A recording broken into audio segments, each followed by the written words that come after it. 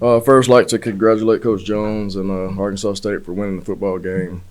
I really appreciate the homecoming crowd. Thought it was a really good atmosphere. I think here's the band, cheerleaders, everyone involved in those festivities had an awesome time. Very disappointed in the loss. Same thing kind of repeats itself. Couldn't find a way to run the football. We had to throw the ball almost 50 times, if I'm not mistaken. Just got dominated up front. Third down offense, not to the standard. Didn't convert enough of those to score points and keep drives going. Special teams, big punt return. We got a little bit of momentum and let them return the ball 50-plus yards. That didn't help. Defense did a good job of holding to a field goal. And then, we just didn't close the game out the right way. Had opportunity to go down and score and go for two to try to win the game, but fell a little short there. Proud of our guys for their effort and how they played, but it still goes back to the same thing. Just too many details are being missed. Too many opportunities are wasted. Penalties beating ourselves. Panthers can't beat Panthers versus teams in this league, and we got to make sure we're playing clean football, and we didn't. Same thing on defense. We got to still try to stop the run. Just way too many rushing yards were allowed during the game, and I know we got several D linemen that are out, so definitely want to commend the guys that kind of stepped up and played, and with the lack of quality depth there. But I'm not one that's going to make excuses. Just got to make sure we continue to push the envelope on how we prepare. I believe in the way we prepare. And, everything moving forward is about that. We've got 2 games left on the schedule. Got to go back to work, playing a good Texas State team on the road, 7 o'clock game. Another opportunity for us to get a Sun Belt win and try to put a positive on this season. Questions? What is Zach's status? What it ended up being? Was he not cleared to come back into the game? No, he wasn't cleared. I'm not sure. He got to get an MRI, I'm sure, and he just couldn't go. Something with his knee. And I guess you mentioned the struggles in the run game. Was there just a certain point where you're just going to stick with what was maybe working and taking those deep shots, finding Ted, and just kind of working the passing game that way because you weren't finding that success on the ground?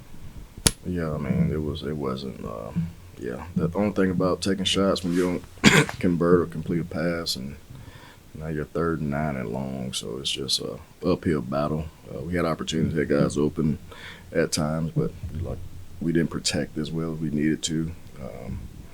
Missed some reads from the quarterback position, and we got to call some better things to help our guys kind of execute. Same thing, got had some guys out on the offensive line. So some new guys had opportunity to play, and really need to go back and watch the tape, see how these guys truly did, and same thing, just got to reassess and make sure we're being really critical on things that we're asking our guys to do in all areas, all phases, and just try to maximize what we can do without being too vanilla, too predictable. But it's more on me, like it always is. I'm always going to put the blame on myself, and we're going to get it right because that's just not my standard of how we want to do things here at Georgia State. When you've got players out on the defensive front like that, is it even harder when you got a quarterback who is as mobile as that guy is? Yeah, I mean, it does, but you still got to have run lane, pass rush lane discipline. Can't run past or rush past the quarterback, so we got to understand when that's happening that we got to pump the brakes. They had good skill guys, and thought playing man was good, and quarterback hurt us a couple of times on some 3rd down runs and 2nd down runs where he was able to pull the ball down and create explosive plays for his team. Like I said, just gotta I think our coach is doing a good job of what we have available. It's just we're not able to put it all together for 4 quarters, and it's almost like we got to play perfect in all 3 phases to have a chance, and we're not doing that. And so You sacked the guy 4 times. yeah, Pretty good sign. yeah, he was holding on to the ball, and the times we did get sacks, he didn't have anywhere to escape. So that's why I say once we didn't rush past the quarterback. Those afforded those opportunities. We just had to do that consistently because the DBs and linebackers that were in coverage were doing a good job, and the quarterback was holding the ball, so he didn't have a running lane on those sacks. I guess looking back, you have the ball 7-7, maybe can make an advantage of the middle 8 when you get the ball out of halftime, but that opportunity goes wasted. Is that maybe the point you go back to the game? I mean, we would throw a naked to get a creative explosive play, and then we kind of just do some things that's uncharacteristic, and we have to punt the football. I think we put on that drive. Yeah, I mean we got good first call, and got the chains moving. Yeah, like I said, we did not do a good job in the middle late.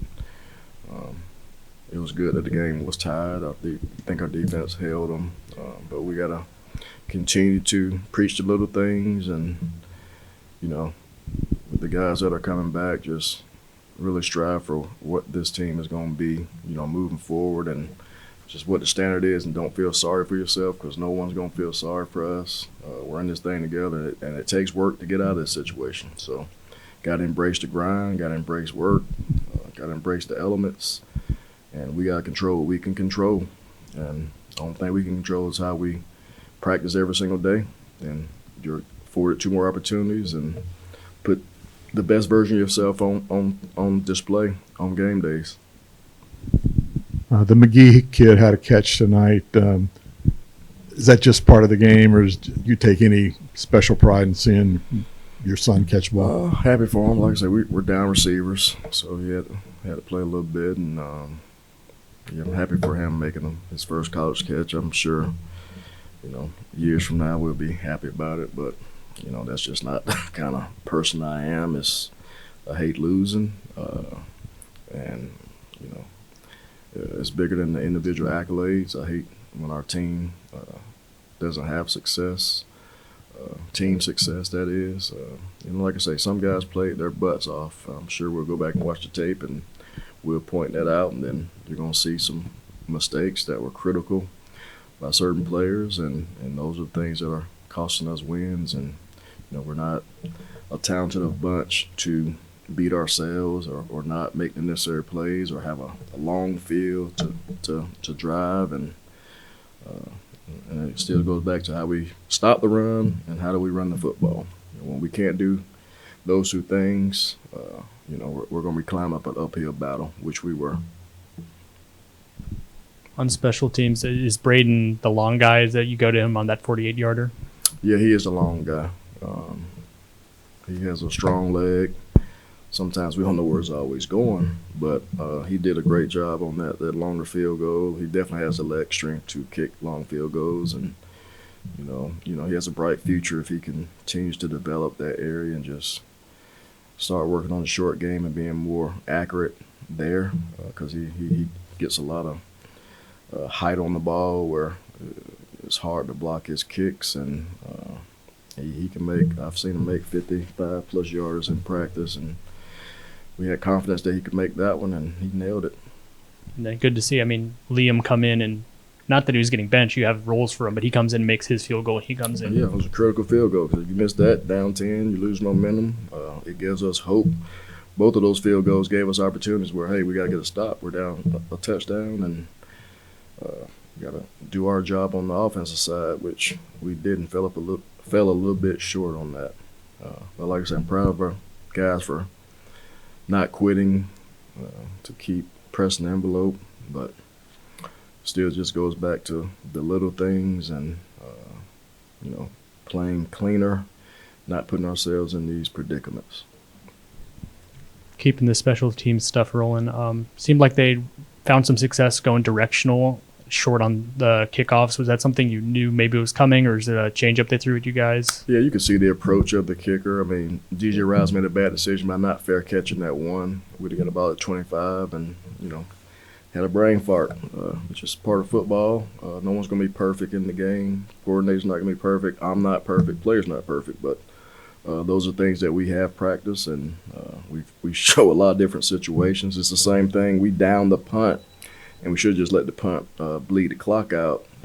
We down it right before the half and gave them extra time where you got to make the referee kind of blow it dead so we can maximize, and where they didn't have as much time left on the clock for that drive. And Coach, I know earlier in the season you talked about building up attendance for the school. It was a pretty good crowd out there today for homecoming, and just want to know how your program, your staff, players interacted with members of the community this week, and how you look to build that even going into next season. Yeah, we're definitely going to be more involved once the off season hits. Of getting on campus, supporting our other sports, attending their games and things of that sort, and just trying to get this community behind us. Because I know I said it a couple of weeks ago, maybe, when someone asked me about all the things I saw on the road, and that's one advantage that we don't have. We got to create a home field advantage, whatever that is. I think it's important to the kids when you got that type of crowd at games. How can we increase the noise level on third down? Just the sportsmanship of football. I know football hadn't been around here but 15 years, but we just got to kind of, whether it's teaching what it really, really looks like, and just how much of an impact crowds have. I mean, it's everything. That's something that you have to prepare for when you're the visiting team. I know we had to prepare for crowd noise because certain downs it's a lot louder. Communication is harder. So we got to create that value for our football team, and got to get the student body totally bought in. And, that's part of my job, and I'll get a chance to do that, and definitely going to hit the road of trying to get more people to support us from an NIL standpoint, because we're coming up on that portal window, and a lot of things can change very quickly, and we're going to be very aggressive in this market. But I mean, I do know that just some of the figures that I've heard from other coaches that I speak to in our league, I know we're not close to financially what some of those guys are doing, so we got to close the gap, because talent is a part of it. Quality depth is a part of it. And like I said, we didn't have as many as injuries, which is part of the game. I mean, you got to think we're down 3 to 4. If you just look back at our first 4 games of the season, our roster is totally different now than it was. So that's why I said it's a work in progress, and we got to continue to build this team up. I believe in this team, believe in what we're doing, but it takes a lot more than what we got, and it's only certain things we can control, and that's why we got 11 of our commits here.